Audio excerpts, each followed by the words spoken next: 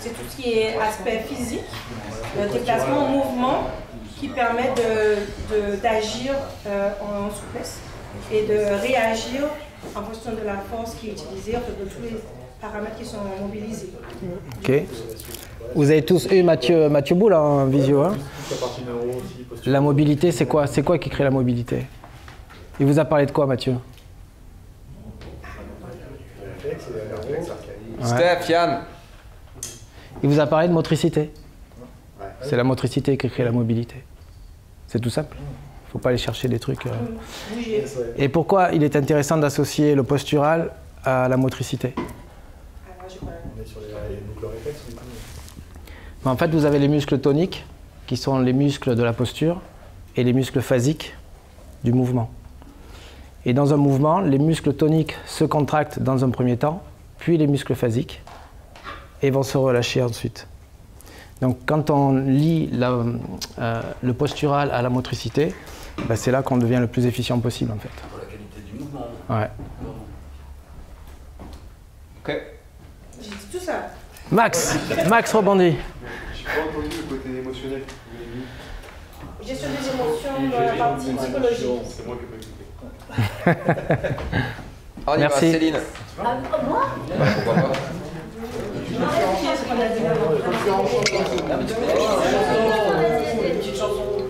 On est original là ou on pense au tableau? Par contre, Seb, Non mais ça va. Hein? Ouais, on est mieux comme ça. Bonjour. Bonjour. Bonjour. Ben nous on est. Non, je reste assis, ça va, un peu de bien-être. Bonjour.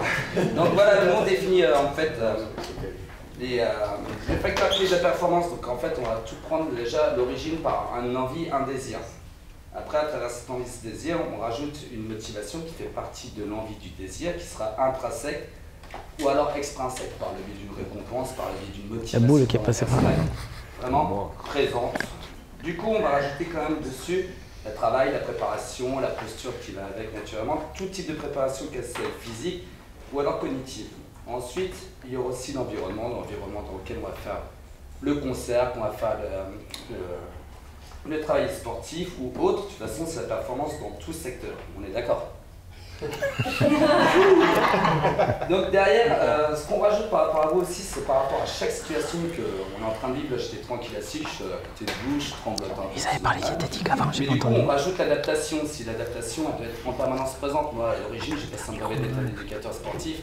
Mon rôle principal, en plus des connaissances que j'ai acquises là-dessus, c'est vraiment l'adaptation. Ça peut être n'importe qui, ça va être des enfants, avec des autistes aussi. Il y a l'handicap, psychomoteur, l'handicap santé. Donc du coup, ça va avec l'adaptation, un rôle hyper important en plus de cette envie, de l'environnement, du travail, de la préparation. Et on a tous oublié aussi notre propre santé, notre vitalité, notre façon d'être. Est-ce qu'on est bien préparé aussi par rapport à une bonne posture, avant un effort, avant n'importe quel type de performance. J'ai fini ou pas, j'ai confiance. Et la confiance aussi. La confiance, on prépare notre confiance aussi, mais ça va aussi aller avec l'adaptation. Est-ce qu'on est assez préparé? Est-ce qu'il va y avoir un imprévu qui va nous permettre de pouvoir agir et performer, donc finir avec réussite ce qu'on a prévu et d'avoir le Saint Graal ou pas en fait. Voilà.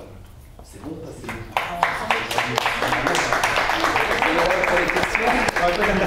On verra après. Des questions, c'est Céline. Merci. Let's go Hervé. Pas de questions. c'est tout été. J'espère pas. T'as vu, JC, comment il y en a qui s'échappent? Il a bouffé les chocos depuis tout à l'heure. Maintenant, il veut pas le tableau. Ouais, c'est ça.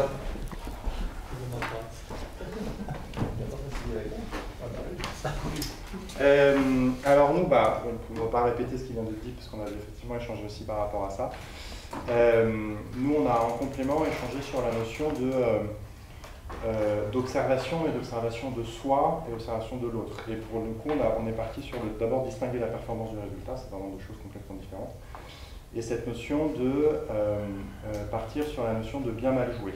Et de se dire que la première des clés, c'est de prendre conscience que dans notre cerveau, on a inconsciemment une tendance à, quand ça fonctionne, dire ok ça fonctionne, c'est bien, c'est normal, mais donc on ne creuse pas, et de tout de suite aller chercher le pourquoi ça n'a pas fonctionné, et en plus le pourquoi ça n'a pas fonctionné dans le passé. Et finalement revenir dans ce cas, pourquoi ça n'a pas fonctionné dans le passé, comme on ne peut pas le refaire, c'est une connerie, mais si l'objectif c'est d'enfoncer la tête dans l'eau, c'est bien, mais c'est pas l'idée. Du coup, c'est systématiquement prendre conscience que c'est de faire l'effort de comprendre qu'est-ce qui a fonctionné et pourquoi ça a fonctionné quand ça a fonctionné, et qu'il y a forcément quelque chose qui a fonctionné. Du coup, c'est une discipline perso aussi à avoir avec la personne qu'on accompagne, mais que ce soit en entreprise, que ce soit un athlète ou peu importe. Et que sur cette base-là, c'est de mettre en place vraiment une amélioration continue, et que c'est de partir sur qu'est-ce qui a bien fonctionné et pourquoi ça a fonctionné, quelle que soit la situation, et en m'appuyant là-dessus, qu'est-ce que je vais pouvoir améliorer demain, et qu'est-ce que je vais pouvoir faire de différent par rapport à ce que j'ai déjà fait. Du coup, vraiment d'être dans cette notion-là. C'est la deuxième chose. Et troisième chose sur laquelle on a échangé, c'était aussi de se dire systématiquement quelle est la différence qui fera la différence. Et finalement, ça permet de personnaliser sa propre performance, encore une fois au-delà du résultat, mais trouver où est-ce que je suis bon, pourquoi j'y suis bon, potentiellement où sont mes axes d'amélioration, mais en appuyant systématiquement ce sur quoi je suis bon. Et ce que je souhaitais rajouter, moi je travaille souvent sur, du coup je vous le partage sur un j'ai pas le terme, sur un mot que j'appelle l'oméga.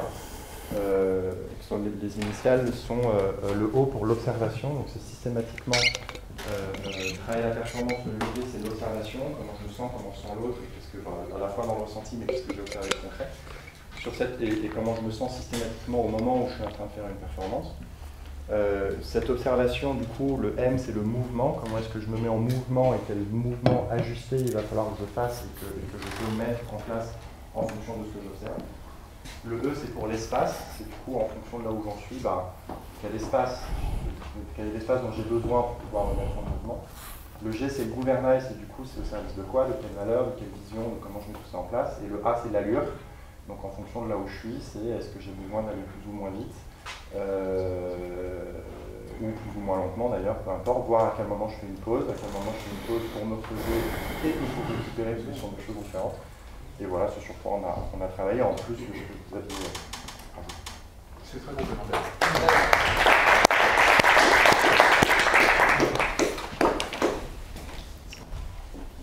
Il manque pas un truc? Il manque pas un truc? Max, pour toi, les facteurs clés de la performance, c'est quoi? Si on parle de l'aspect physique, seulement. La perf. Qu'est-ce qui va faire que tes joueurs vont bien performer sur un match, par exemple? Parmi tout ce que vous avez dit, je vais prendre l'exemple, on l'abordera demain, mais de ce que nous en handball, en Star League, donc des athlètes professionnels de D1, quand on dit là tu as performé, là on a performé, tu parlais de dissociation entre les résultats et la performance, je suis carrément d'accord, les deux sont vraiment indissociés. Performer ne veut pas dire forcément avoir de bons résultats. Tu as parlé de bien mal jouer également. Il est possible d'être performant et de perdre un match, ou d'être performant sur 3-4 individus, sur le total d'une équipe, et de quand même perdre un match. Ou à l'inverse, d'avoir un seul qui performe, entre guillemets, et l'équipe qui gagne quand même. Donc en gros, c'est multifactoriel. Mais pour moi, les facteurs clés de la performance, donc il y a le côté intrinsèque, extrinsèque, comme vous l'avez tous dit, c'est très bien. En tant que préparateur physique, vous en tant que coach, nous on évalue la performance via des datas, des marqueurs et des métriques, pas subjectifs mais vraiment objectifs, qui vont être, je vais prendre un exemple clé, ça va être le nombre de sauts, le nombre de changements de direction, le nombre d'impacts, le nombre de duels gagnés, le nombre de ballons récupérés, le nombre de shoots, le nombre de tirs, le nombre de buts, le temps de course à haute intensité, le temps passé à sprinter, le nombre de passages au sol, enfin voilà, c'est tout des marqueurs et des datas que nous, préparateurs physiques, on a, que le préparateur mental il a, que le posturo, on aimerait avoir un posturo, mais on n'a pas. Il y a peu de clubs qui en ont, mais je pense que Laurent en parlera, mais ça se démocratisera. C'est pour ça que malheureusement, les posturaux ou des gens qui travaillent comme le fait Matt Boulet, comme le fait Matt Bouchard ou Laurent, ou même Nathalie, tous les clubs n'en ont pas, mais je pense que je l'espère dans 5 ou 10 ans, peut-être ce sera démocratisé. Donc voilà, nous en tant que prépa physique, on a plein de marqueurs, mais c'est très, comment je vais dire ça, très pragmatique, très ciblé. Tout ce qui est marqueur, on va dire plutôt subjectif, émotionnel, relationnel, environnemental, c'est aussi les clés de la performance, mais ce n'est pas nous, préparateurs physiques, qui le mesurons, ou du moins indirectement. Et donc voilà. Donc, tout ce que vous avez dit, globalement, c'est ce quoi nous on se sert. c'est ce vers quoi on va dans le sport de haut niveau, et c'est ce vers quoi demain je pourrais aussi partager mon expérience avec l'entrepreneuriat et le business. Globalement, je ne sais pas ce que tu en penses, mais c'était plutôt merci, complet. Ouais. Il y a plein d'idées dans ce que vous avez dit. C'est pas forcément très structuré, mais vraiment, je pense qu'il y a plein d'idées, ça peut parler à plein de monde, quoi. Moi, j'ai une question par rapport à ça. Je suis un scientifique et la question que j'ai, c'est toutes ces données qu'on a. J'ai marqué tant de buts, j'ai couru tant de mètres, tant de sociétés. Qu'est-ce qui me dit que si j'ai marqué 4 buts ou 5 buts, à partir de 5, je suis performant? Sachant qu'on décorrèle la performance du résultat. À partir de... comment est-ce qu'on mesure l'efficience? C'est-à-dire, j'ai marqué 10 buts. On sait tous très bien en valeur, quand tu as fait un match à 10 buts, c'est que quand même, il y a du niveau, quoi. D'accord, mais on est d'accord que c'est purement subjectif, ça. D'accord? Parce que je peux avoir marqué 5 buts, gagner un match, avoir mis les 5 plus beaux bouts du monde, et là, il y a d'un côté subjectif. Mais quelque part, la performance, là, on la mesure toujours pas, en fait. C'est un contexte, elle change tout le temps, la performance. Exactement. Ouais. Chaque semaine, chaque match, elle change. Et tu peux très bien marquer 10 buts contre une équipe qui est super nulle et en marquer 5 contre une équipe qui est super bonne. Et c'est absolument pas performant du tout. Oui, mais du coup, à ce moment-là, l'intérêt que je vois de la mesure de tous ces éléments-là, c'est de comparer par rapport à un précédent. Non, parce que même ça. Après, moi j'ai des data. C'est vrai que pour prendre plus dans la base pour data. Tu parles de récupération de balles, perte de balles, mais si, entre guillemets, t'es gauche et tous jouent à droite, tu n'auras jamais le ballon et c'est pas forcément ta faute. Tu as pu être super performant, faire des super appels de balles, avoir des data bons sur tes accélérations, tes vitesses, tes sprints. Mais si, entre guillemets, on n'a pas le jeu de ton côté, tu auras fait juste de l'athlète pendant 90 minutes et c'est tout. Donc, je suis d'accord de les prendre en compte, mais c'est vrai que ça fait... C'est pour ça que si tu veux, pour rejoindre ce que...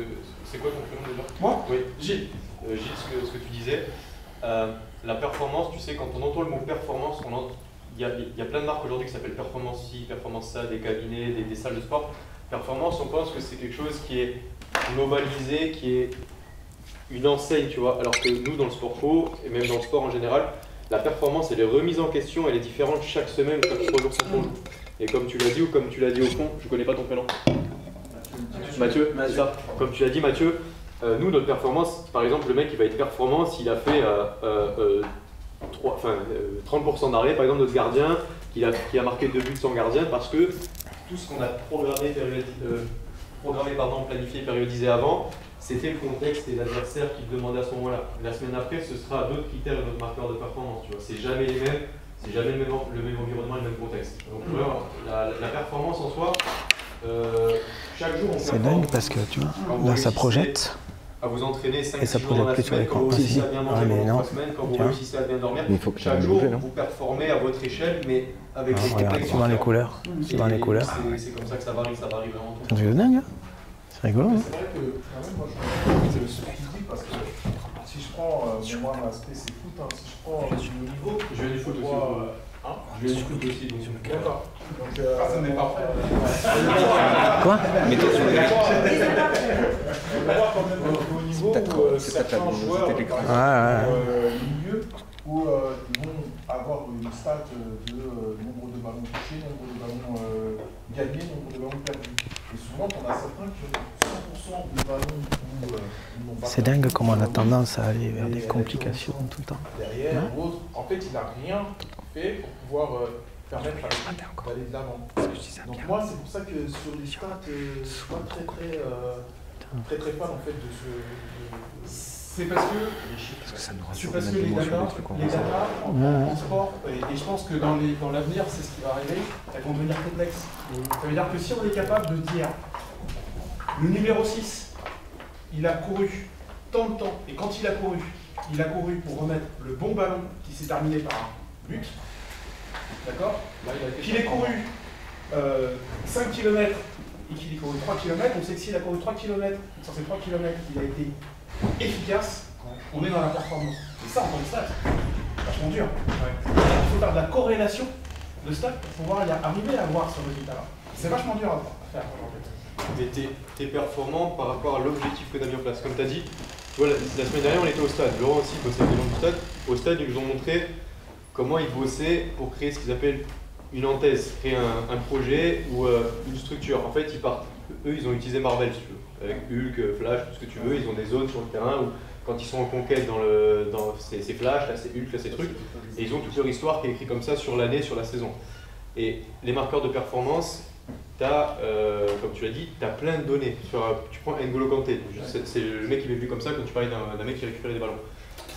En fait, il va être performant par rapport à ce que va lui demander le coach en amont ou le staff en amont. C'est-à-dire, tu vas être performant à ce match-là où lui il va se sentir performant si contre cette équipe qui joue de cette façon tactique et avec cet environnement, il va transmettre, il va casser 10 fois la ligne, il va amener une passe décisive ou il va amener 8 décalages à droite parce que les points faibles c'est à droite. Tu vois. Là, il va être performant. Et comme tu as dit, s'il récupère 60 ballons pour jouer avec son gardien ou son 5, enfin ou son libéraux, ça n'a pas d'impact. C'est vraiment de la performance, ça dépend de l'objectif. Toujours. Parce que sinon, on est tous plus ou moins performants, mais on ne sait pas. On le mesure, on le traite, on recueille, mais on ne sait pas le contextualiser. Et vraiment, c'est ça, qui fait la différence. Je suis d'accord, c'est complexe. Et c'est complexe, c'est super dur. Ouais. Alors, je pense que c'est... on va laisser maintenant la parole à Lolo. Je pense que c'est une notion sur laquelle on pourra revenir demain. Ça fait en même temps partie du cerveau collectif de demain, de savoir quel coach sera dans le futur. Donc il y a aussi cette notion de performance, savoir comment on travaille avec les nouvelles données, avec les nouvelles data, les nouveaux outils. Donc c'est aussi quelque chose qui reviendra demain. Donc encore une fois, l'apéro de ce soir, ça pourra être un bon temps pour pouvoir discuter de tout ça. Performance de la mobilité. C'est ça. Merci en tout cas Lolo d'être venu. Je sais que tu t'es gavé de vitamine C. Non, pas trop quand même. Mais... Comme il a la voix un peu pétée en deux, merci d'être super calme. Et surtout quand il va y avoir les exercices à faire, à partir du moment où il a besoin de son temps de parole. Ouais, je vais peu parler. Enfin, je vais résumer un peu. Le PDF, vous l'aurez dans le Drive. Alors pour ceux qui ne me connaissent pas, moi je suis kiné de formation et je me suis dirigé petit à petit au fil des années vers l'ostéopathie, puis vers la biokinergie qui fait le lien entre l'ostéopathie et la médecine chinoise. Et j'ai navigué un peu dans tout un tas de formations, j'ai fait toutes les formations de fonctionnels, FMS, SFMA, etc. Et puis en 2017, j'ai rencontré Matt Boulet et donc je me suis plongé dans la neuro, la posturo. Et puis depuis, voilà, je navigue pas mal autour de ça. J'ai fait des formations en physio-nutrition aussi, sur l'utilisation des huiles essentielles. Enfin voilà, j'ai essayé de naviguer un petit peu pour essayer d'apporter un maximum de connaissances et surtout de billes pour pouvoir réorienter les gens que je prends en charge. Et puis j'en suis venu à m'intéresser à quelques facteurs de la performance, dont ce qu'on appelle les perturbateurs invisibles, que je vais vous présenter aujourd'hui. Alors dans le Zoom, on a fait une petite présentation sur les intolérances alimentaires. Donc pour ceux qui n'étaient pas sur le Zoom, c'est sur le Drive aussi.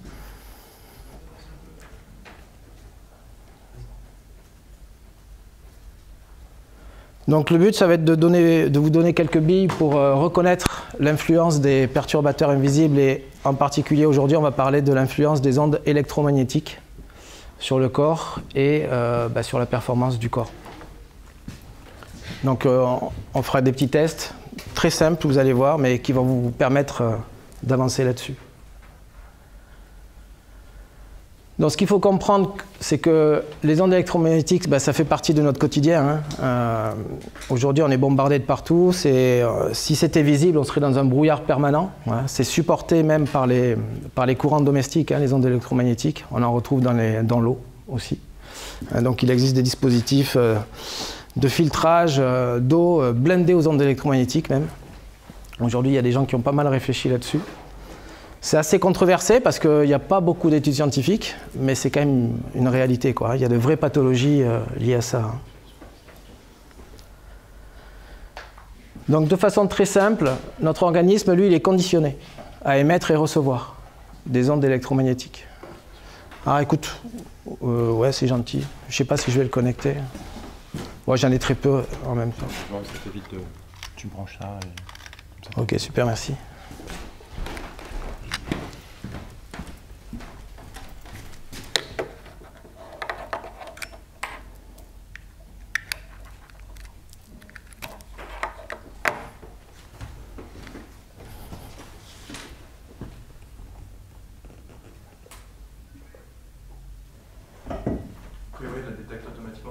sur le côté, tu as une on-off. Ah oui. Ça y est, on. Parce qu'il m'a mis identification du clavier.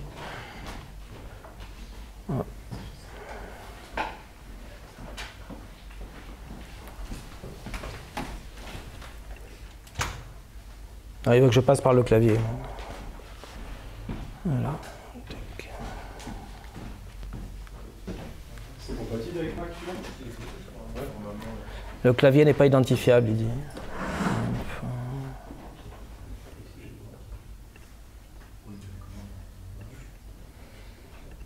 Ouais, il veut pas l'identifier, moi. Mais merci, c'est gentil.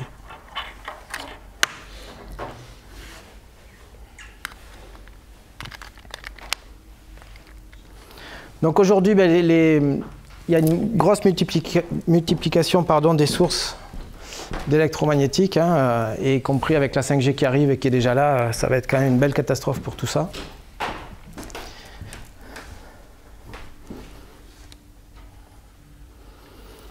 Donc de façon très... Ah ben on ne peut pas tout avoir. Ok, bon de toute façon vous aurez tout dans le PDF.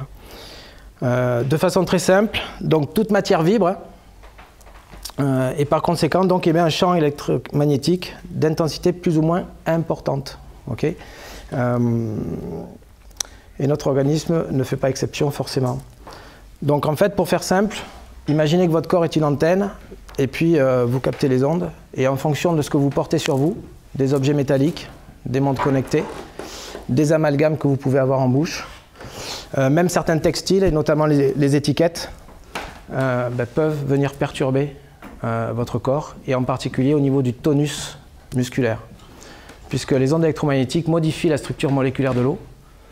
Et donc si votre corps est perturbé par ça, ça va générer des micro-courants qui vont provoquer des variations de tonus musculaire.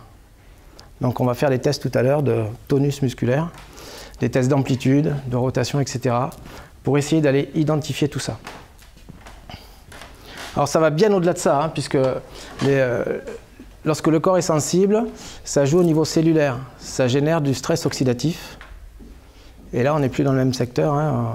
C'est notre santé qui est en jeu et c'est le système immunitaire qui lutte contre ça. Hein.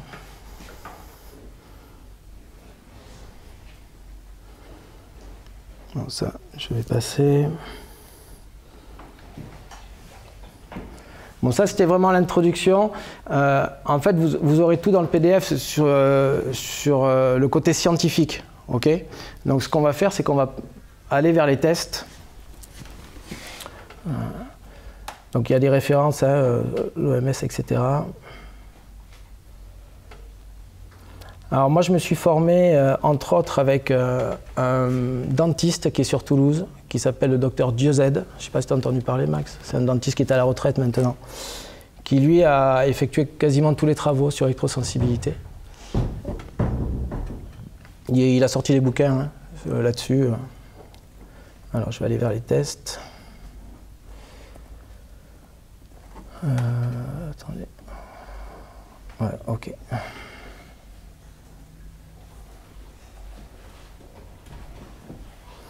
Donc vous voyez, les facteurs, hein, certaines résines, les céramiques, les alliages, donc les amalgames... Ah merde, pardon. Si tu souhaites comme ça, t'arrives pas à le réduire? Non. Bon, c'est pas grave. De toute façon, bon, il y a les alliages, les résines, les céramiques. Dans les vêtements, ce qui est problématique, c'est l'électricité statique. Donc ça dépend toujours de la qualité du tissu, bien évidemment. Et du coup, par exemple, avec l'électricité statique, ça engendre quoi sur le corps humain? En fait, comme la fréquence de vibration n'est pas la même, soit ça l'annule et t'es pas impacté, soit c'est au-dessus et t'es impacté. C'est juste une question de vibration, en fait. Ouais, mais c'est bon, de toute façon, je vais passer au test.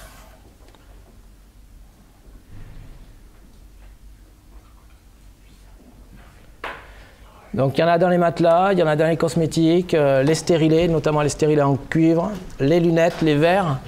Il faut savoir que de plus en plus, on nous met des filtres pour violet là, pour les écrans. Ça peut être impactant aussi. Ouais. Moi, par exemple, je me suis fait retirer ça parce que ça m'occasionnait des déséquilibres. Ouais. Donc, il y a des tests spécifiques pour ça. Il y en a qui ont des lunettes de vue ici. Oui, on fera les tests. Et même le positionnement de la lunette, forcément, peut impacter aussi votre tonus musculaire. Donc je vous ai mis quelques petites pathologies que l'on peut retrouver dans le cadre des perturbations aux ondes électromagnétiques. Vous voyez, ça peut aller jusqu'à des troubles du rythme cardiaque même, des douleurs articulaires, intestinaux, certaines migraines, les maux de tête. Je vais vous donner juste un exemple assez criant. En fin d'année 2022, je reçois un gars qui avait une soixantaine d'années, qui a des maux de tête depuis 8 ans à peu près, donc sous cacheton depuis 8 ans, personne ne trouve des solutions. Et il avait sa belle montre connectée au poignet là. Et puis dans tout ce qu'il me raconte, je ne voyais pas de cause vraiment mécanique ou autre. Et donc je lui fais retirer sa montre, je lui fais des tests qu'on va voir tout à l'heure, et ça montrait qu'il était sensible aux ondes électromagnétiques. Et ce gars-là était venu avec sa fille. Et sa fille qui lui dit « Mais tu vois, je t'avais dit de ne pas tout connecter à la maison, c'est n'importe quoi. » Et donc je lui explique, etc. Et je l'ai revu fin janvier, il n'avait plus de maux de tête. Il avait tout déconnecté de chez lui. Et ça faisait 8 ans qu'il était sous cacheton, quoi. Et donc on ne se rend pas compte de l'impact de tout ça. Et donc là, on peut multiplier les soins, enfin, ça ne sert à rien en fait. Si je puis me permettre, j'ai un autre exemple. Oui. C'est notamment dans les personnes qu'on appelle les électrosensibles. Oui, c'est ça. Moi, je vivais dans une commune où justement la mère de mon fils est électrosensible. Et elle a développé un problème au niveau de sa thyroïde. Ouais. Parce qu'on était dans une commune où il y avait plein de grosses antennes sur les immeubles. Ouais, c'est ça. Donc du coup, quand elle était enceinte de notre fils, on a décidé d'aller dans une commune où il n'y avait pas d'antenne. Et elle a suivi aussi un thérapeute qui a travaillé sur. Et d'un seul coup, en 3 mois, tout a disparu. Même les médecins ne comprenaient pas comment ça a pu être assez rapidement. En fait, ce qu'il faut comprendre, c'est que ce n'est pas l'intensité de ce à quoi on est confronté, c'est la répétition. C'est juste ça, en fait. Et quand c'est tous les jours, c'est là que ça devient impactant. Quand c'est occasionnel, c'est pas grand-chose, en fait. Mais c'est surtout le fait que ce soit répétitif. Donc au niveau de la vision, c'est pareil. L'œil prend des infos, il y a des fréquences vibratoires. Et juste en faisant regarder une paire de lunettes à quelqu'un, en fait, les verres plus précisément, en faisant des tests d'amplitude articulaire ou même des tests musculaires, on peut se retrouver avec des variations.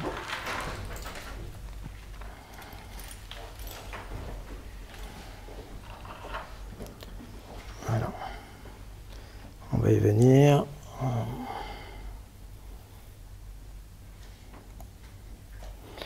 Donc, on va aller tranquillement vers les tests.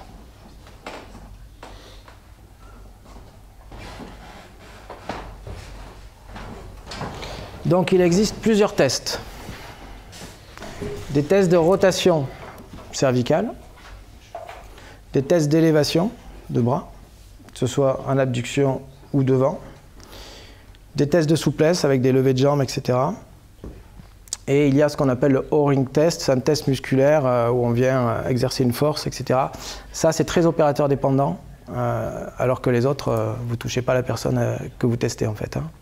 Donc ça, quand on fait ce type de test, il faut vraiment avoir l'expérience, l'habitude. Il faut être soi-même déjà dégagé de tout. Parce que si, par exemple, on porte une montre connectée et que la personne que l'on teste est sensible, elle peut très bien réagir à la montre que vous portez vous. Ouais.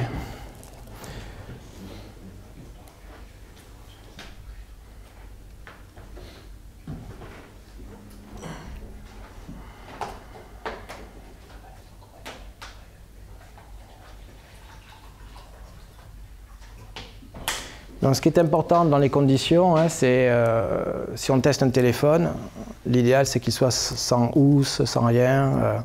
Sinon, on peut tester la matière aussi de la housse du téléphone. C'est déjà arrivé. C'est rarissime sur certains plastiques, mais c'est déjà arrivé.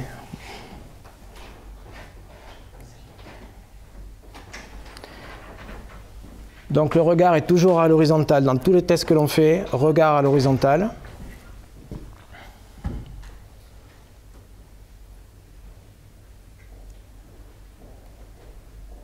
Donc ça, c'est juste un exemple. J'étais chez un confrère kiné, on faisait un test là, sur un appareil. C'était chez Fred, là, quand on était allé tester. Là. Et il avait son ingénieur là, qui me parle de sa problématique d'épaule, qu'il n'arrivait pas à solutionner. C'est un mec qui fait du triathlon. Et je le laissais parler, tout ça. Et puis, bon, bah, comme c'est des trucs auxquels je suis sensible, je repère sa montre. J'ai dit, bah, tiens, on va faire un petit test. Donc je l'ai assis sur une chaise. Et puis, on le voit ou pas? Ah, dommage. Ah, bah, vous pourrez regarder sur l'ordi en fait. Là, il a sa montre en fait. Donc j'ai fait des tests d'amplitude, clac, il a sa montre, il monte ici, et puis avec une douleur. Et je lui ai fait retirer sa montre, et il est arrivé à l'amplitude max. Ah bah oui, c'est direct. Ouais, direct. Ouais, direct. Ah oui, de toute façon, quand tu enlèves l'élément perturbateur, si ton corps est vraiment impacté, c'est direct. Hein. Ouais. Oui, c'est qu'il y a 105 Garmin maintenant, ça doit...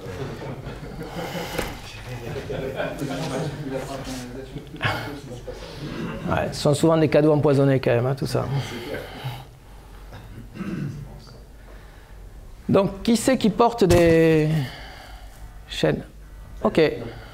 Non. Ouais, t'as un truc autour du cou? Ouais, ok. Allez, bah écoutez, on va faire un test d'abord. Bah, un de... peu importe.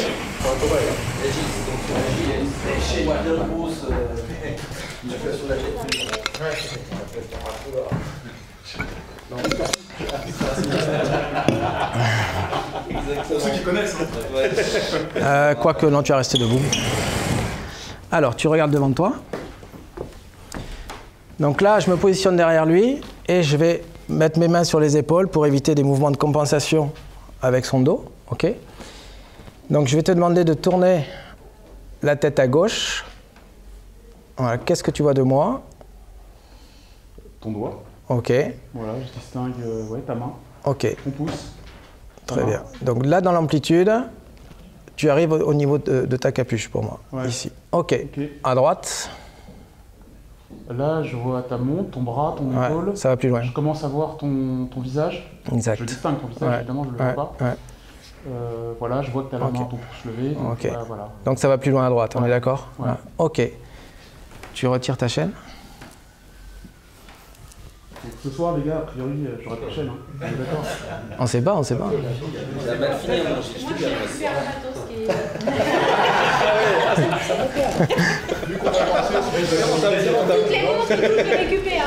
Alors, donc, au passage, Laurent. Hein. Ouais, je sais, j'avais vu. Hein. Ouais, mais j'ai voulu isoler les choses en fait.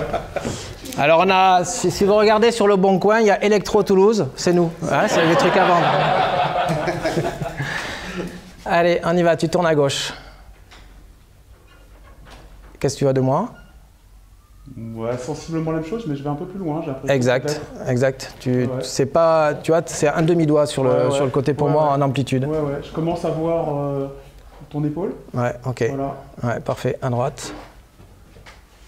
C'est sensiblement pareil. Je vais un peu plus loin parce que je vois la partie droite de tes lunettes. Exact. Ouais, ouais. Donc vous voyez, c'est tout simple. Hein. Il a juste gagné un petit peu de mobilité. Ben, ça veut dire qu'il est tout simplement impacté par sa chaîne déjà. Donc enlève ta montre. Enlève ton pantalon. Est-ce que fais ça en premier? Non, coup, la répétition, non. Ça assouplit un peu, non? Non, Parce qu'après, il va me faire enlever. C'est ce qu'on croit tous, mais ouais. Nos super bracelets, Stéphane. Hein, l'œil du tigre, tu sais. Les vertus qu'on te voit quand on t'est. Elle est où la montre? Sur le marché, tu vois.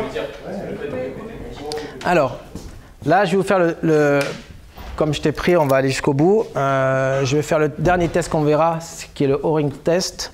Donc moi, je vais enlever ma montre ici parce que... Elle est connectée aussi? Non, elle n'est pas connectée, mais comme c'est du métal, tu peux être impacté aussi. Alors, tu vas... Ouais, c'est bon. De toute façon, on teste de façon isolée, donc on compartimente tout. Ouais, okay. Tu vas faire une pince entre le pouce et l'index, comme ceci. Tu regardes devant toi. Élément important, on demande toujours de faire en sorte de ne pas serrer au niveau de la mâchoire. Ouais, ok? Je vais bien le préciser. Voilà. Donc tu regardes devant toi et ce que je te demande, c'est de résister au maximum de ce que tu peux faire. Ok. Parfait. Tu la prends juste sur toi, ça suffit. On refait la même chose, tu regardes devant toi. On y va, c'est parti. Oh, c'est dingue. Ah, attends, c'est pas possible. Attends, c'est pas possible. Attends, c'est pas possible. On le refait. Soit c'est la fatigue, soit c'est, je sais pas, il y a un truc. J'ai aucun intérêt, je l'ai déjà celle-là. Donc, allez. Allez, là tu vois, j'y vais vraiment. Non, c'est pas possible. Alors là, non, il faut que quelqu'un d'autre passe, c'est pas possible. Non, je suis scientifique, j'y crois pas sinon. Allez, on y va, c'est parti. Vas-y à fond, hein. Ouais, j'y vais. Ok. Ah non, c'est pas possible, c'est trop. Ah non, c'est un truc de fou. Ouais. Attends, il est où le magicien? On le fera après, ouais. Bon, bah voilà. Ok. C'est des lunettes de... Tes lunettes? Lunettes, c'est le top du top du dernier cri, du verre connecté, du verre machin, du verre qui fonce, du verre qui fait la cuisine, tout quoi. Ok. Alors. Et ça m'a coûté... Bon, bah enlève-les. Oh putain. Alors. Bah oui, Véro.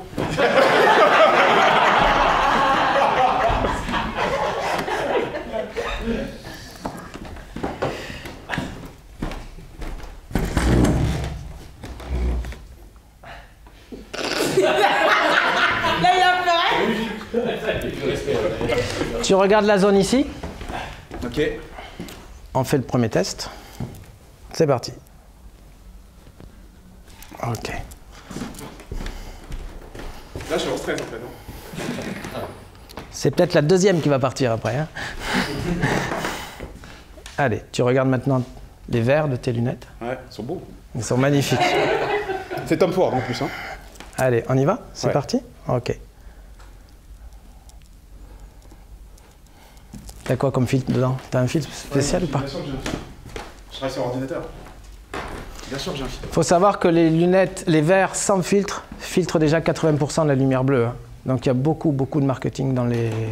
C'est... Le marketing qui coûte cher quand même. Ouais. Donc ça serait bien sur les prochains verres que tu as, ouais. que tu feras, quoi, de ne pas mettre de filtre. J'ai eu en février. Bah, c'est pas grave, t'as bien vécu jusqu'à aujourd'hui. Hein. C'est vrai. T'as bien vécu jusqu'à aujourd'hui, hein. Donc c'est pas un souci, quoi. Ok. En plus j'ai un anneau, un jonc que je mets pas toujours, mais qui est hyper épais, en acier. Ouais. Donc je pense que... Possible, faut tester. La chaîne est en acier. En fait, faut tester. Il y a des métaux. Tout est question de vibration en fait. Donc il y a des métaux, leur taux vibratoire va s'annuler avec le nôtre. On n'est pas impacté. Puis quand c'est au-dessus, c'est au-dessus. Je peux me rasseoir. Ouais, c'est bon. Et le micro à la ceinture. Ah ouais, il lâche. Il lâche. Le micro à la ceinture et tes propres lunettes n'influent pas sur. Non. C'est moche. Non. C'est très moche. Non. Au niveau de sa jambe. Comment? Il n'a pas testé sa prothèse au niveau de sa jambe. Ça sonne à l'aéroport. Ouais, dis-moi. Ouais, là, tu as testé ce qu'il a sur lui, ce qu'il porte lui-même.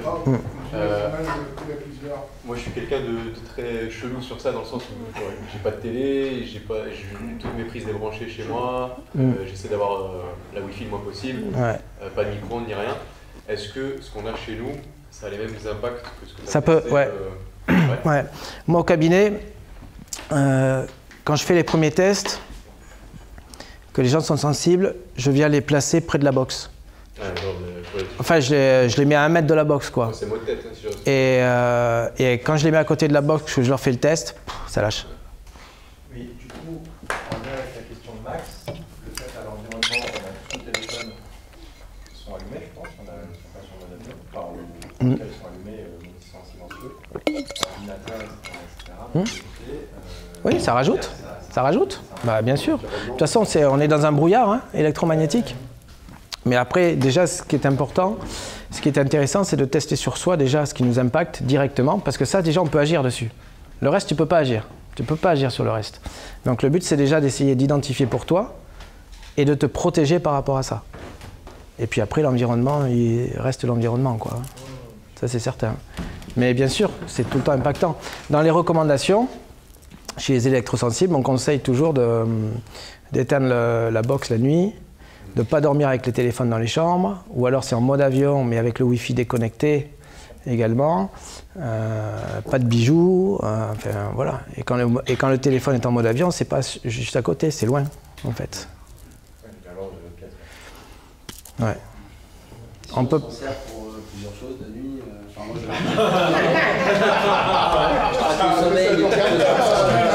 je... Pour chronométrer.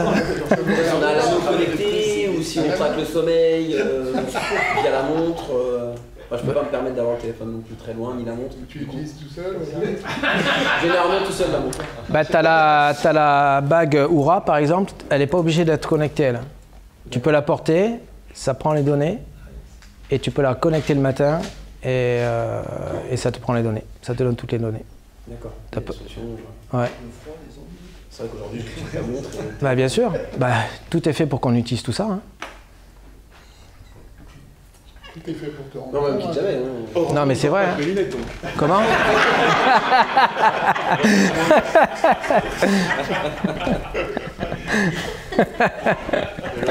Du coup, est-ce que tu penses, parce que là, ça rejoint ce que tu disais, nous on a des jeunes en centre de formation, ils ont de plus en plus d'épicondylite.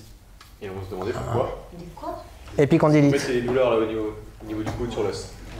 Et en fait, ils sont souvent sur les téléphones. Et notre médecin, il a fait des tests, mais on n'a pas fait le lien avec les ondes de ce que tu parles. Tu vois.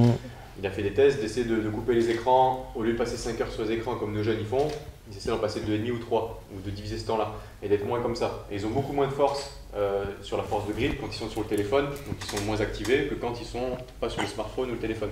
Et bref. Et du coup, depuis que ils sont moins sur les téléphones, il y a moins de douleur au niveau de l'épicondyle et au niveau du coude. Parce que les gars sont tout le temps, et moi c'est pareil, dès que je suis trop sur le téléphone, je sais que ça me le fait, j'ai le poignet il chauffe, le bras il chauffe. Et tu penses que ça peut être un lien, ça peut être un facteur. Et je vais en parler au staff alors. Pour ça, il faut les tester. Pour ça, il faut tester. Ouais. D'accord. Les tests permettent ça juste d'évaluer et avec des tests comparatifs, savoir si c'est impactant ou pas, quoi, en fait. Ah ouais. Oui, parce que les pathologies inflammatoires, ça en fait partie, quoi. Du coup, je rebondir sur ce que dit Max, et notamment, moi j'ai un lien avec ce dont il parlait tout à l'heure sur les data, pas sur les sportifs. Les sportifs, pour prendre le data, il arrive qu'ils aient directement un truc sur eux, donc ça a un lien direct. Ça peut si son corps est impacté. S'il n'est pas impacté, ça... Ah oui. On peut faire le même test avec quelqu'un qui n'est pas impacté, ça ne change rien. Ah bah non. Si t'es pas impacté, t'es pas impacté. Qu'est-ce qui fait que c'est coup de chance? Qu'est-ce qui différencie quelqu'un qui est impacté et qui n'est pas impacté d'un point de vue physiologique? Quels sont les critères qui vont dire... les variations de tonus musculaire. Ouais, mais voilà, qu'est-ce qui fait d'une personne à l'autre qu'une va être impactée et pas l'autre? Ah, alors ça, pour l'instant, on n'a pas d'explication rationnelle. On pense que c'est la multiplication des expositions qui fait qu'au bout d'un moment, ton corps va être impacté. Mais plus ou moins. Et honnêtement, moi je vois de plus en plus de gens qui sont impactés, parce qu'on est de plus en plus exposés aussi. Ouais. Moi je suis mauvais exemple. T'es pas de mauvais exemple? Non. Ingénieur informatique, j'ai passé dans les salles blanches, avec des serveurs, des machins, des trucs, et voilà. Ouais, c'est... Bien sûr. Et en fait, on comprend mieux. Et je reviens sur le fait que sur les jeunes, il faut mettre des vraies actions directement en place pour essayer d'au moins de limiter, parce qu'on ne peut pas interdire, c'est impossible. Non. Tester s'ils sont... Ouais, c'est ça, s'ils sont sensibles ou pas. S'ils ne le sont pas en étant jeunes, à force, parce qu'il a dit à force de répétition, on pourrait le devenir. On peut, ouais. Si on prend cet exemple-là, bien sûr. Le but serait de limiter un petit peu pour éviter qu'ils le deviennent en étant plus âgés. Ouais. Et surtout, les sensibiliser au fait que ça va venir perturber quand même leur fonctionnement sur le plan postural, mais aussi c'est leur état de santé. Moi c'est ce qui m'importe le plus en fait derrière. Est-ce qu'il y a est-ce que vous êtes tombé sur des ados, des enfants déjà impactés? Oui, oui. Ça peut arriver à n'importe quel âge, c'est pas forcément... qui développent quels symptômes? Alors, moi, de façon quasi systématique, quand je les vois sur les bilans posturaux, moi, je teste ça. Je teste toujours l'électrosensibilité. Et souvent, chez les enfants, moi, je le vois déjà à leur comportement, quoi. Déjà, ils ne sont pas très attentionnés quand ils font les trucs et tout. C'est des vrais perturbateurs, ça. Une excitabilité aussi au niveau cognitif, émotionnel. Et puis tu les vois, ils sont là et puis presque ils demandent le téléphone ou la tablette aux parents pendant la consultation, quoi. Là, il y a déjà une addiction, quoi. Ouais. Est-ce que ça a à voir avec la nourriture, les métaux qu'on peut retrouver, je sais pas, dans les vaccins ou les choses comme ça? Alors, on ne peut pas l'affirmer, il faudrait faire vraiment des comparatifs là-dessus, mais oui, de toute façon, à partir du moment où tu as du métal sur toi, quel qu'il soit, finalement, ça peut jouer un rôle de perturbateur. Ouais. Ouais. En fait, il faut se dire que ça amplifie ce qu'on capte déjà. Ouais. Tu vois, moi, l'image que je donne toujours, de façon très simpliste, j'explique aux gens qu'ils imaginent qu'ils sont une antenne et que les métaux qu'ils vont avoir sur eux peuvent servir d'amplificateur au niveau des ondes. Tu vois, l'image, elle est toute simple, en fait. Il y en a certains, ils vont recharger leur téléphone par eux-mêmes. Ah ouais, c'est clair. Hein. Aujourd'hui, faire du sport, ce serait sans cette aide, quoi. Pardon? Sans montre, sans capteur. Ben, pour ceux qui sont sensibles, ouais. Ouais. Et Laurent, j'ai une question par rapport à ça, là, au centre que j'ai sur Annecy. Ouais. En fait, on a aussi un pôle enfance, et donc par rapport à l'apprentissage de la natation, par rapport à la coordination en type de gym ou type ouais. d'enfance. Et du coup, on décède de plus en plus de TDA, TDAH, tout ça, c'est ouais. dû au nombre de... ça peut faire partie du contexte. C'est bizarre, c'est quand même un terme qui sort de plus en plus, on en entend de plus en plus parler. Ouais. Et comme par hasard, on passe à 5G, il y a des problèmes dans tous les sens. Là, la terme électrique, comme il disait Max ici, pareil, je suis hyper sensible à ça. Moi, le téléphone, il reste pas à côté de moi, la montre, je l'ai pas quand je dors. De l'autre côté, dans une pièce, c'est plus possible, sinon ça me fait des vibrations, c'est pas possible. C'est une montre connectée que tu as? Comment? Ouais. Je suis désolé. Non, parce que tu me dis que tu ne supportes pas, c'est pour ça que je te vois avec. Non, mais c'est vraiment le soir. Dès que je commence à arriver vraiment en termes de fatigue, à un moment de... Et t'as pas le choix que d'avoir ça sur toi? T'as pas le choix? T'as pas le choix? Tu es obligé d'avoir ça sur toi? Non, je le gomme ça, non. Ah, ok. C'est un cadeau. Donc ça te plaît d'être fatigué le soir? C'est vrai que moi, j'ai déjà essayé, par exemple, sur des tests de force, par exemple en développé couché ou en traction. C'est vrai que j'ai essayé avec des mecs que j'ai en PPG, des jeunes militaires, tout ça, qu'on y gagne vraiment plus en fait, au niveau endurance, au niveau force pure. Ouais. Donc ça, j'ai sûr. fait mes propres tests Ah bah oui. par rapport aux vidéos qu'on a vues pendant les séminaires le mardi. Ça marche vraiment. J'ai été choqué, peut-être pas autant que toi, mais. Alors, par rapport à les tests qui viennent de te faire. Ouais, moi au niveau de la force même, je suis mitigé parce que moi, ma box est dans mon bureau, chez moi, j'ai un bureau. Et dans mon bureau, mon téléphone, mes deux téléphones sont dans le bureau éteints. Et je porte pas mon anneau, il n'y a que ma chaîne que je porte la nuit. Et sinon, je porte rien d'autre. Okay. Moi, je ne prends pas de montre connectée, rien du tout. Ah, c'est bien. Pour ça, effectivement, et j'ai un radio-réveil à l'ancienne, quoi. Ouais, c'est bien, c'est bien. Ouais, c'est ça. Voilà. J'ai pas, donc ça va, quoi. Ouais. Après, là, quand je la porte, c'est que je suis dans un contexte sportif. Ouais, je comprends. Voilà, mais sinon, même... Bah, ça peut être bien, tu vois, que la nuit, tu l'enlèves, ta chaîne, tu vois. Ouais, voilà, ok. Mais ça ne coûterait pas, ça, pour le... Voilà, non, bah non. Non. Voilà. Ça peut être intéressant. Mais oui, la force, la puissance peut être différente en fonction du contexte électrosensible. Hein. Et quand tu disais par exemple, c'est pareil, on l'a comparé à quelque chose de physique, on serait vraiment dans un vrai, dans une ville comme Toulouse, nous on est à Annecy, c'est pas, mais le nombre d'ondes qu'on doit avoir là-dessus par rapport à tous nos collègues, tous les gens qu'on côtoie, je pense qu'avec leur GSM à côté de nous, c'est terrifiant. Du coup, ça dégrade un peu notre futur, donc notre jeunesse aussi. C'est pour ça qu'il y a de plus en plus de cas qu'on décèle. Quand vous pensez, comme le dyslexie aussi. Quand vous savez que le Wi-Fi c'est du 5 GHz, la fréquence elle est très élevée. Donc il faut se poser la question du Wi-Fi chez soi, quoi. Voilà. J'ai une question, est-ce que tu as décelé certains de ces symptômes-là chez toi? Et si oui, comment est-ce que tu as changé ton quotidien? Alors moi, en fait, comment j'ai découvert ça, je m'étais acheté une Apple Watch il y a quelques années. Et puis, je ressentais le besoin de l'enlever de temps en temps. Et je me disais, tiens, c'est bizarre ce truc quand même. Comme tout le monde, je me dis, bon, c'est parce que c'est nouveau, quoi. faut que je m'habitue. Tu vois. Et puis un copain qui fait de la posturo avec moi, qui s'intéresse un petit peu à tout ça, c'est lui qui m'a un peu initié à ça. Je lui raconte et puis il me teste. Et lui, il m'a fait un des tests qu'on va voir tout à l'heure. C'était catastrophique. Ouais. Et donc j'ai dit basta, hop, on pose. Ouais. Il y avait une vraie différence. Ouais. Et ce que j'ai trouvé, c'est que, mais ça je m'en suis rendu compte après, c'est que quand j'avais ma montre, je terminais mes journées beaucoup plus fatigué. Et à partir du moment où j'ai pu porter, j'avais plus du tout le même niveau de fatigue en fin de journée. Ouais. Donc du coup, comme je suis quelqu'un qui cherche tout le temps, je suis allé me documenter là-dessus et je suis allé me former.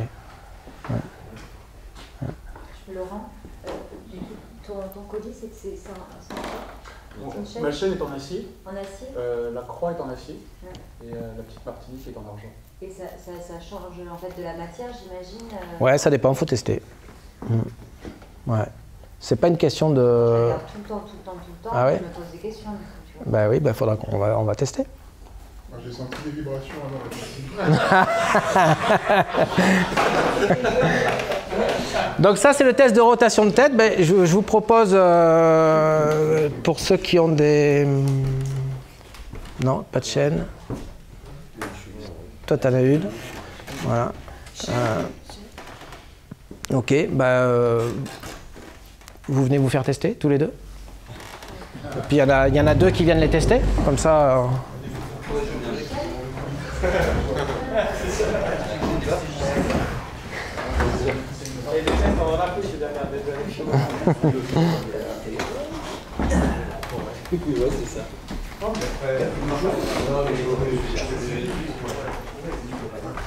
Je te prends.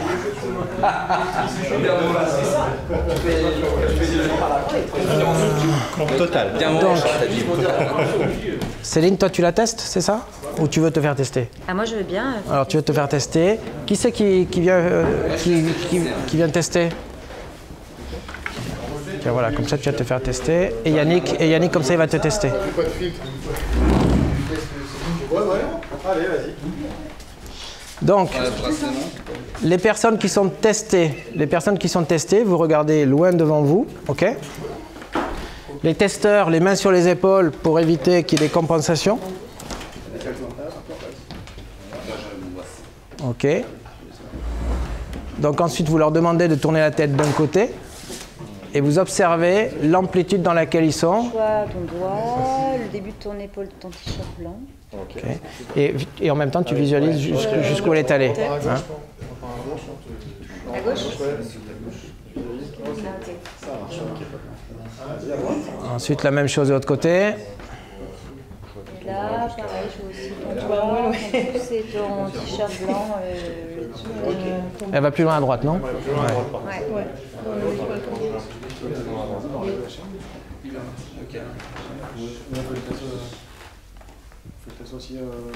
Non, là c'était juste pour la démo de tout à l'heure, ça on le fera à la fin. Ouais, c'est pas grave, on teste la chaîne. En fait, on teste toujours de façon isolée. Sylvie et la fermeture. J'ai l'impression que je vois plus haut tourner. Ouais, elle va plus loin, ça se voit. Ouais, j'ai senti une tache. Là aussi, je vois plus haut dans ton épaule.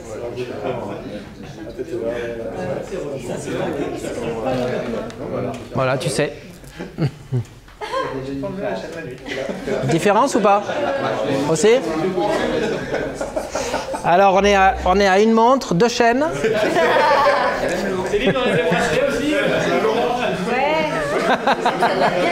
Les lunettes. Alors, différence ou pas pour toi? Ouais, qui n'est pas flagrante, mais il y en a une. Là, au niveau voilà. de sa mobilité, Pourtant, il y en a une. Et pareil, quand j'ai enlevé la chaîne, donc au niveau du test, il était un peu tendu, il était un peu moins détendu. Il était plus détendu. En fait. Logique? Tonus musculaire. Ça joue sur le tonus musculaire. C'est intéressant, hein? Ouais. Donc il faut aussi, tu viens de gagner 10 minutes pour l'oreille. C'est pas parce qu'on a déjà entraîné le corps. Non, rien du tout. Je remets, ça va revenir au même niveau. Bah oui. Bah oui, teste. Moi typiquement j'ai des chichotories, j'ai des... Ouais, après faut les tester. En fait, on teste de façon isolée. Ouais, d'accord. pour savoir si c'est impactant ou pas. Parce que si tu enlèves tout... Ah bah oui, tu sais tu vois ce que je veux dire? Oui, bien sûr. Oui, ça c'est logique.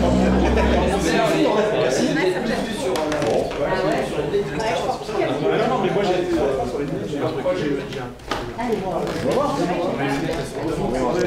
Donc, entre le moment où on enlève et tout ça, il faut toujours attendre entre 5 et 10 secondes, tranquille.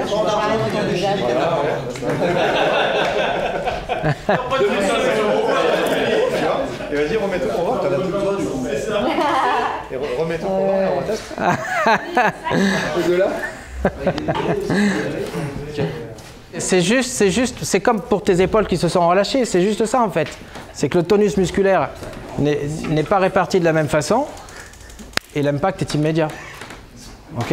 Et donc dites-vous que quand vous faites vos activités sportives avec vos objets connectés, c'est ce qui se passe en fait. Vous n'êtes jamais dans une situation optimale pour vous. Jamais, jamais, jamais. 400 €, je paye beaucoup. De toute façon, ça Alors après, c'est pas parce qu'on est... C'est pas parce qu'on répond positivement à un test qu'on va répondre positivement sur tous les tests. Hein, d'accord ? C'est pour ça qu'il existe plusieurs tests. D'accord ? Mais... Et la question, si on inverse le test, si on commence sans c'est pareil. C'est pareil. Bah, ils l'ont fait avec la chaîne hein, tout à l'heure. Ils ont remis leur chaîne. Bah, c'est pareil. Qu'est-ce qui te permet de bouger? Ce sont tes muscles. Hein. Qu'est-ce qui te permet de bouger? Ce sont tes muscles.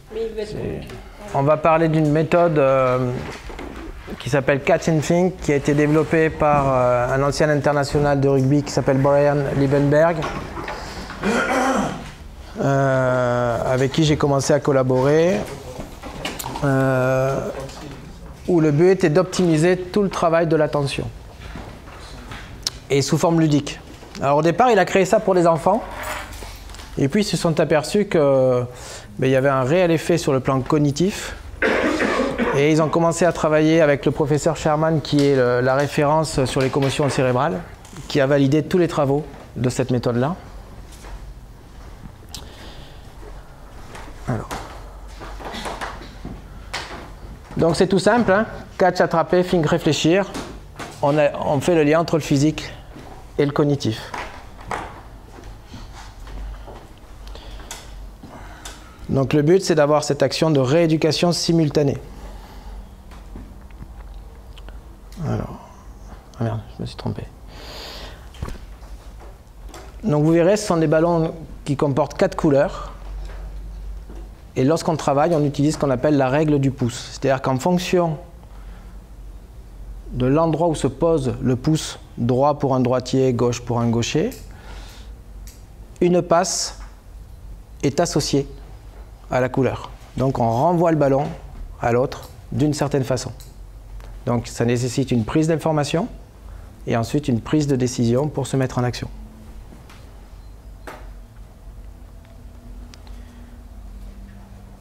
Bon, ça je vous l'enverrai aussi, hein. On va passer parce qu'on a un peu pas trop de temps. Je vais juste vous montrer les 4 formes d'attention qu'il existe. L'attention sélective, soutenue, divisée et alternée. Donc on va le détailler un petit peu. Donc la sélective, c'est la sélection d'une source d'information en occultant toutes les autres. Vous rentrez dans une chambre sombre avec une lumière, vous portez votre attention sur la lumière. Ok ? Ensuite, il y a l'attention soutenue, donc qui est liée à la vigilance et la concentration. Donc c'est une attention continue pendant un laps de temps. Donc quand vous écoutez un discours, vous avez pendant ce temps-là une attention. Ensuite, il y a l'attention divisée, donc c'est le 3e niveau. On fait 2 choses en même temps. Il y a déjà un des gestes qui est automatisé. Ok ? Donc le pourcentage d'attention, il est divisé sur plusieurs tâches. Donc comme je le fais là, marcher et parler en même temps. Ok ?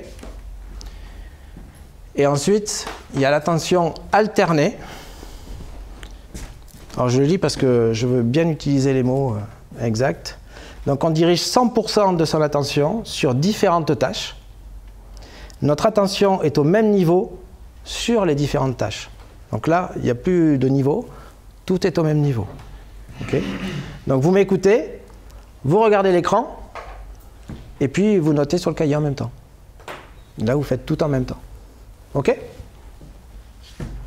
du coup, c'est pas tout en même temps, c'est alterné. D'abord je m'écoute, ensuite je regarde, ensuite j'écris. Ah, tu peux m'écouter et regarder en même temps et écrire. C'est sur une notation divisée. Tu vois? Alors, du coup, je vois pas la différence avec la divisée. Ouais. La divisée, tu fais juste deux choses. Là, c'est deux choses, on fait trois. On écoute, on comprend, et puis on note. Mais un des gestes automatisés, moi j'imaginais la conduite et tu parles au téléphone en même temps. Tu vois ce que je veux dire? Moi, la divisée, je la voyais comme ça. Je la vois comme ça, la divisée. Ok, bon, alors sur la divisée, ok. Et sur la différence avec l'Internet. Ah si, tu es capable d'écrire, de regarder et d'écouter en même temps. Bah, d'écrire en t'écoutant, oui. D'écrire en t'écoutant, en regardant, sans regarder ce que j'écris, ou alors je ne garantis pas la qualité de ce que j'écris. Voilà, mais tu es capable de le faire. On est OK? Mais du coup, tu n'es pas à 100% de ton attention sur la tâche. Si, là tu parles de résultat. On ne parle pas du résultat. Le résultat, mais 100% de l'attention sur la tâche que tu es en train de faire. Ah ben si, parce que tu es obligé d'être attentionné à ce que tu écris, attentionné à ce que tu regardes et ce que tu entends. 30-30-30. Si tu veux. C'est ça. D'accord, mais tu es à 100% dans tes 30 à chaque fois. Ouais, ok. Donc le principe, c'est d'utiliser aussi des plots. Le terrain, l'espace maximal dont on a besoin, c'est 4,50 m sur 3 mètres. Ça, c'est le max. Mais vous verrez que sur un tout petit périmètre, on fait plein de choses déjà. Donc ça, c'est Thomas Bord, un joueur de rugby qui a arrêté, je crois, maintenant, qui est kiné, qui a fait son mémoire de kiné sur Catch and Think, qui a mis en place toute une série d'exercices de rééducation. Et il y a une formation qui est spécifique pour ça, mais qui sert à tout le monde, hein, finalement. Donc il y a toute une bibliothèque de vidéos, etc., qui, sur leur site. Alors, dans ce que ça vous l'aurez. Ouais, non, c'est bon. Donc le principe, c'est de savoir qu'il y a 4 niveaux d'attention et on va voir en pratique comment y accéder. D'accord? Donc on va aller dehors et on va mettre ça en pratique.